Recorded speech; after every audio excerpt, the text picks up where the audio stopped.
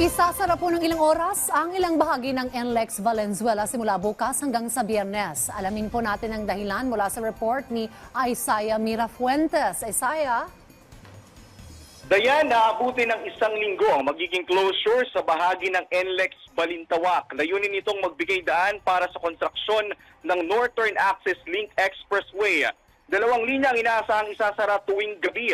Simula mamaya hanggang sa Miyerkules, sarado ang pinakadulong kaliwang linya at gitnang linya ng northbound lane. Habang simula sa Huwebes hanggang Linggo, isasara ang pinakadulo sa kaliwa na linya at gitnang linya ng southbound lane. Magsisimula ang nasabing pagsasara ng linya simula alas 8 ng gabi hanggang alas 5 ng madaling araw. Hati naman ang reaksyon nito ng mga motorista at commuter tungkol dito. Wala, magta-traffic yan kasi yung normal na walang ginagawa, traffic din sa hapon. Basta traffic yan.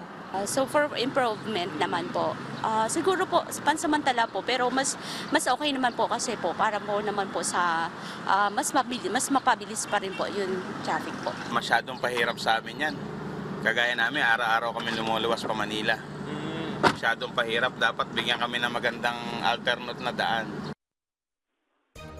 At yan muna ang latest update dito sa NLEX Balintawak ay Isaiah Mirafuentes para sa Pambansang TV sa Bagong Pilipinas. Maraming salamat, Isaiah Mirafuentes.